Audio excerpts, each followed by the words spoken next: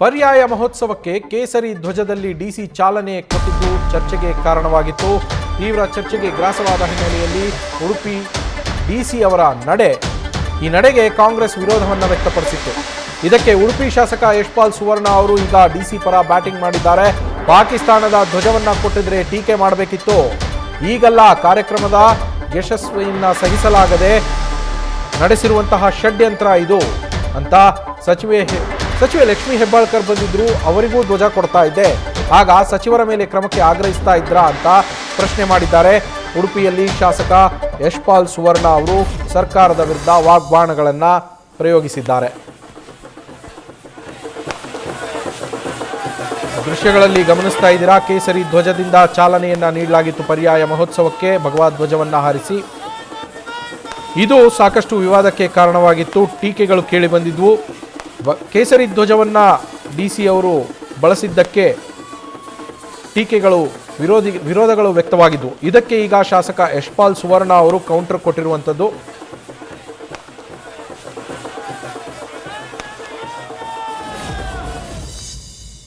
ಆ ಕಾರ್ಯಕ್ರಮಕ್ಕೆ ಚಾಲನೆ ನೀಡಿದವರು, ಮೆರವಣಿಗೆ ಚಾಲನೆ ನೀಡಿದವರು ನಮ್ಮ ಜಿಲ್ಲಾಧಿಕಾರಿಗಳು ಸ್ವರೂಪ ಮೇಡಮ್ ಅವರು.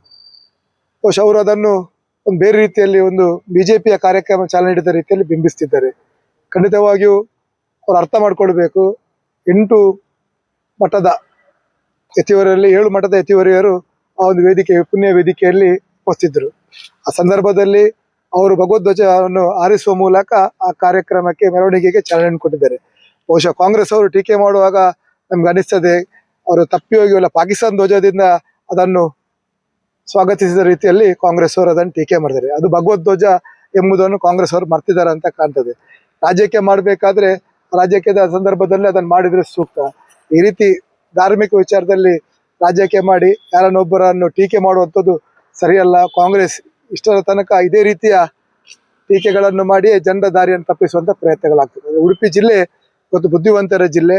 ಆ ದೃಷ್ಟಿಯಲ್ಲಿ ನಮ್ಮ ಜಿಲ್ಲಾಧಿಕಾರಿಗಳು ಒಂದು ಯಾವುದೇ ರೀತಿಯ ರಾಜ್ಯಕ್ಕೆ ಪ್ರೇರಿತ ಕಾರ್ಯಕ್ರಮ ಅಲ್ಲದ ರೀತಿಯಲ್ಲಿ ಒಬ್ಬ ಜಿಲ್ಲಾಧಿಕಾರಿಯಾಗಿ ಅವರ ಕರ್ತವ್ಯವನ್ನು ಮೆರೆದಿದ್ದಾರೆ. ಬಹುಶಃ ಆ ಸಂದರ್ಭದಲ್ಲಿ ಜಿಲ್ಲಾ ಉಸ್ತುವಾರಿ ಸಚಿವರು ಉಪಸ್ಥಿತಿದ್ರೆ ಖಂಡಿತವಾಗಿ ಜಿಲ್ಲಾ ಉಸ್ತುವಾರಿ ಸಚಿವರೇ ಆ ಕಾರ್ಯಕ್ರಮ ಚಾಲನೆ ಕೊಡ್ತಾರೆ. ಒಂದು ವೇಳೆ ಜಿಲ್ಲಾ ಉಸ್ತುವಾರಿ ಸಚಿವರು ಭಗವದ್ಧ್ವಜದ ಮೂಲಕ ಚಾಲನೆ ಕೊಡ್ತಿದ್ರೆ ಇವರು ಜಿಲ್ಲಾ ಉಸ್ತುವಾರಿ ಸಚಿವರ ಮೇಲೆ ಕ್ರಮ ಕೈಗೊಳ್ಳಬೇಕೆಂಬ ಒಂದು ಡಿಮಾಂಡ್ ಅನ್ನು ಇಡ್ತಿದ್ರೆ ಎಂಬುದೊಂದು ಪ್ರಶ್ನಾರ್ಥಕ ಚಿಹ್ನೆ ಆಗಿದೆ. ಅದರಿಂದಾಗಿ ಜಿಲ್ಲಾಧಿಕಾರಿಗಳು ಜಿಲ್ಲೆಯ ವ್ಯವಸ್ಥೆಯನ್ನು ಒಳ್ಳೆ ರೀತಿಯಲ್ಲಿ ನೋಡ್ಕೊಂಡಿದ್ದಾರೆ.